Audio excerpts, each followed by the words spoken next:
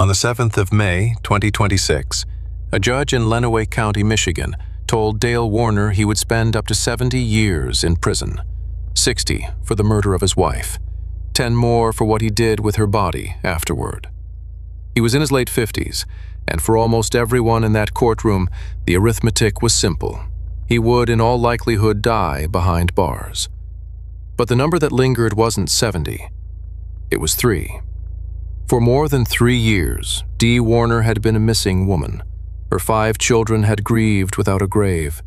Her family had searched thousands of acres of farmland and begged for answers on a roadside billboard. And the entire time, she had never actually left the farm. She was sealed inside a steel tank, in a quiet barn, a short walk from the home she vanished from. A prosecutor would later call it a cold steel tomb. So, let's go back, all the way back, and understand how a woman could disappear from her own home and still be there the whole time. To understand what happened on that farm in Tipton, you can't start with the tank. You have to start with Dee. Deanne Warner was 52 years old, and she was the kind of person a small farming community quietly leans on without ever quite saying so. She was a mother of 5. She was a businesswoman. Out in Franklin Township, in the flat, green, hard-working country of Lenawee County, the Warner name meant land and trucks and long days that began before sunrise, and a real part of the engine behind all of it was Dee herself. She had helped build the family's trucking company up from very little into something that supported an entire extended family. She was, by every account, a worker, the kind of woman who keeps the books and still knows every driver by name. The kind of person whose absence would be felt within hours, not days, because she was woven into the daily running of everything around her. That is worth holding on to, because it matters later. Dee was not a woman who drifted. She was a woman who showed up. And by the spring of 2021, after years of marriage to Dale, that steady, capable life had quietly arrived at a hard decision. She wanted out. Now, anyone who has ever left a long marriage knows it is rarely a single clean moment. It is a slow, exhausting unwinding. And for Dee, it was more tangled than most, because her marriage and her livelihood were the same thing. The business, the farm, the money, the family, all knotted together. To leave Dale was also to divide a company. A friend named Amy Alexander spoke with Dee often in those days, and she saw the cost of that decision up close. There were times when Dee had clearly been crying. There were marks on her neck, red, blotchy marks of the kind a friend notices and never quite manages to forget. And there was a sentence that Amy would carry years later, all the way to a witness stand. Dee told her she was done. She was going to sell the trucking business. She was going to ask for a divorce. She was, in plain language, getting ready to leave, to untangle a marriage and a company at the same time, and to begin again at 52. What she could not have known in those last ordinary weeks was that the single most dangerous decision of her life was the decision to go. The last time anyone saw Dee Warner was the evening of the 24th of April, 2021, at the family home on Munger Road. Somewhere in the dark hours that followed, into the early morning of the 25th, she was simply gone. And here's the detail that would shadow this entire case from the very first day. Dee did not just leave a house. She left a life, instantly and completely and unnaturally. Her phone went silent. Her bank account went still. Her Facebook, the ordinary digital heartbeat that nearly every modern life gives off without thinking, flatlined that night and never moved again. Now stop and think about who Dee was at that precise moment. A woman in the middle of selling a business. A woman planning a divorce, which means lawyers and paperwork, and money that has to be moved and tracked. A mother of 5 children who depended on her. People in that exact situation do not evaporate. They do not stop touching their own bank accounts. They do not go silent on their own kids. When a person genuinely chooses to walk away from a life, they leave a trail of choices behind them: a withdrawal, a phone call, a forwarding address, a goodbye. Dee left nothing at all. Not one trace of a woman choosing her own next step. To the people who loved her, that total silence was not a riddle to be solved. It was an answer they could feel in their chests and simply could not yet prove. Dale Warner's version of events was much simpler than all of that. She had left, he suggested. She'd had enough, and she had walked out into the night, a wife gone by her own choosing.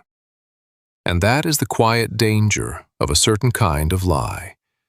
It is almost impossible to disprove, and it is almost impossible to believe at the very same time.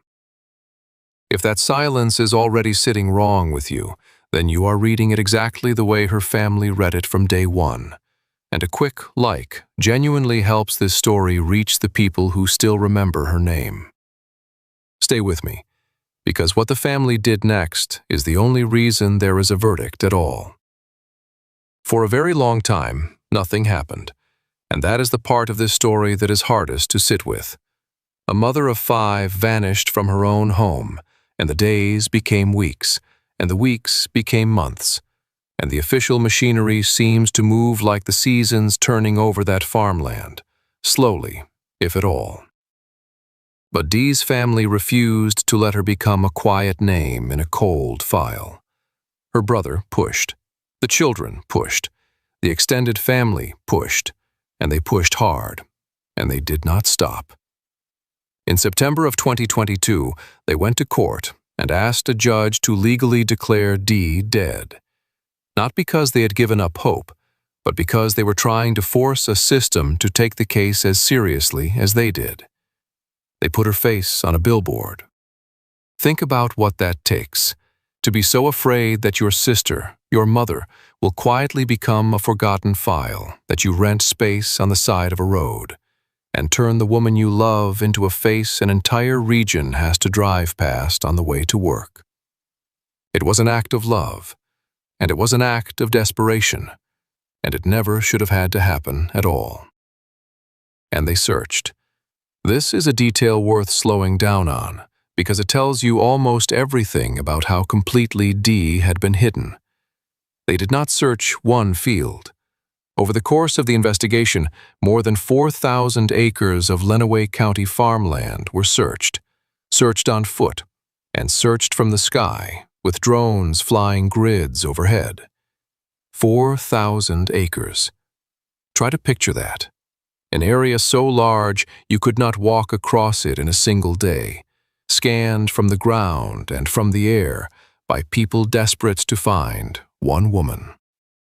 In May of 2023, search warrants were executed at multiple properties at once, and still, nothing. Because the answer was never going to be lying in a field. It was sitting behind the doors of a barn that everyone had already driven past 1,000 times, in a container so ordinary that the eye slides right off it. Then, slowly, the case began to turn. Back in August of 2022, the Michigan State Police had formally taken over the investigation, and in November of 2023, more than 2.5 years after Dee disappeared, they made an arrest. Dale Warner was charged with murder and with tampering with evidence. But there was one enormous problem hanging over that murder charge. They still did not have Dee. In June of 2024, a judge ruled there was enough evidence for Dale Warner to stand trial, and the defense made the obvious and, at that moment, genuinely powerful argument. You are charging a man with murder, and you have never found a body. It was a fair point. It was, in fact, the entire weakness of the case laid bare. It was also about to become one of the most haunting moments in this whole story. Because barely 2 months later, that argument did not just weaken, it collapsed completely. Take 1 second to subscribe before this next part, because what investigators finally pulled out of that barn is the moment this case stopped being a disappearance and became something that no one in that small Michigan town was ready to picture. In the middle of August 2024, more than 3 years after that quiet night on Munger Road, investigators executed a search warrant on the Warner property. Off Paragon Road, inside a secluded barn used for spray equipment, they found a mobile tank. It was the kind of tank a working farm uses to haul anhydrous ammonia, a pressurized liquid fertilizer. And that detail matters, because anhydrous ammonia is not something anyone handles casually. It is a hazardous chemical kept under pressure, the sort of thing farm hands are trained to treat with real caution. A heavy steel ammonia tank, sealed up and marked as unusable, is just about the last object on a farm that a curious person would ever decide to pry open. This particular tank was not in service. It carried a tag that read plainly, "Out of service," another that read, "Do not fill," and it had been welded shut. Inside that sealed steel shell, wrapped and hidden away, were the remains of Dee Warner. She had been there the entire time. Through every one of those 4,000 searched acres. Through every drone flight. Through every prayer her 5 children said. Through the billboard. Through the press conferences. Through more than 3 years of official silence. She had been a short walk from her own front door, closed inside a piece of farm equipment that no one would ever have a reason or the nerve to open. On the 18th of August, the remains were recovered. 3 days later, they were confirmed. It was Dee. And in time, a medical examiner would determine how she died. She had been strangled. And she had suffered blunt force trauma to her head. The woman who had built a business and raised 5 children and finally found the courage to start over had not walked out on anyone. She had been killed. And then she had been hidden, with a patience and a coldness that is in some ways even harder to comprehend than the violence that came first. Sit for a moment with what that discovery meant for the people who loved her. For more than 3 years, Dee's 5 children had lived inside an unbearable kind of not knowing, the specific torture of a family with a missing person where you cannot grieve and you cannot hope because you are not allowed to do either one all the way. They had searched, they had pleaded, they had walked those 4,000 acres in their minds 1,000 times, wondering which field, which ditch, which patch of woods. And the answer, when it finally came, was almost crueler than the question. She had not been carried off somewhere far away. She had been right there, the whole time. Hidden, as the local reporting put it, in plain sight, inside a piece of equipment so unremarkable that a small army of searchers had walked past it for years. There is a particular horror in that, not the horror of a stranger in the dark, but the horror of the familiar. The idea that the most ordinary object on a working farm could be turned into a tomb, and that the man who did it could stand beside the people searching and say nothing. The trial began in February of 2026 in Lenawee County, and the picture the prosecution built for the jury was methodical, because the crime itself had been methodical. At the center of their case was a motive as old and as ordinary as the crime around it. Dee was leaving. She wanted the divorce, and she wanted to sell the trucking business that the two of them had built together over a lifetime. And a marriage that, by the trial's account, had soured into suspicion and open conflict was about to end, on her terms, and taking half of everything with it. That, the prosecution argued, was the reason a 52-year-old mother of 5 never made it out the door. They told the jury that Dale Warner killed his wife, that he hid her body in a safe, and that he then used the tools of his own trade, the heavy machinery of the farm he worked every single day, to move her and to seal her away inside that tank. The case against him was not one dramatic, cinematic moment. It was an accumulation, built piece by patient piece, the way the crime had been built. There was surveillance and drone footage that showed Dale using a front-end loader to move that anhydrous tank toward the spray barn. There was a welding expert, and a detective from the Lenawee County Sheriff's Office walking the jury slowly through the tank itself, and through what it would take to seal a person inside it. There were fingerprints. There were journal entries. There were recorded jail calls, played out loud in the courtroom for 12 strangers to hear in his own voice. And there was Amy Alexander, telling those 12 strangers about the marks on her friend's neck, and about the day Dee said she was done. The investigation had, at one stage, even widened. At one point, Dale's own son was arrested in connection with the case, though the charges against him were later dropped, and the focus returned to Dale.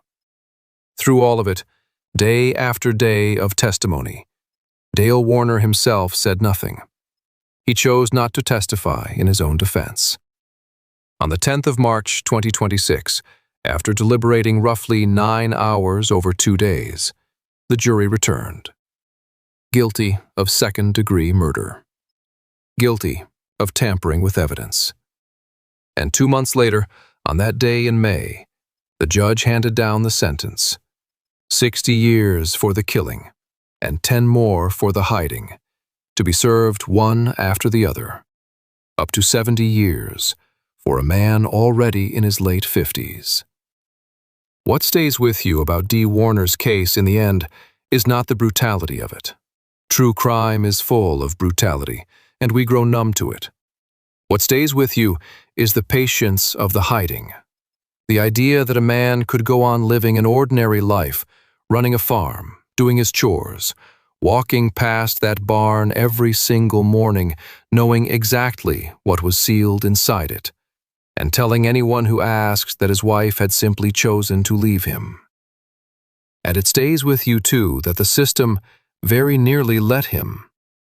For more than 3 years, the official answer to a mother's disappearance was, in effect, a shrug. The reason there is a conviction today is not a brilliant detective in a film. It is a family that would not stop. A brother, 5 children. Children who, even after the worst had been confirmed, filed a $100 million lawsuit against the man who took their mother. Not really for the money, for the refusal, for a way to keep saying her name out loud in a place that had tried for years not to hear it. A friend who remembered a single sentence: people who loved a woman enough to put her face up on the side of a road, and refuse, for years, to let the silence harden into something permanent. Dee Warner built a business. She raised 5 children. And she made the brave, ordinary, completely reasonable decision to start over, to walk away from a marriage that had quietly turned dangerous, and to build something better on the other side of it. She earned that fresh start. She had already done the hardest part. She had decided to go, and she had said so out loud. By every right, she should be the one alive to tell this story. So I'll leave the verdict with you. A man who hid his wife in plain sight for over 3 years was sentenced to up to 70 years. Do you think that is justice? Or does a number like that even begin to measure what 5 children lost? Tell me in the comments. And tell me whose case I should look into next, because there are far too many names that deserve to be said out loud. If Dee's story stayed with you, take a second to subscribe. There is always another one that deserves to be told properly. And if you or someone you love is in danger, please reach out. In the United States, the National Domestic Violence Hotline is 1-800-799-7233. Thank you for staying with me all the way to the end.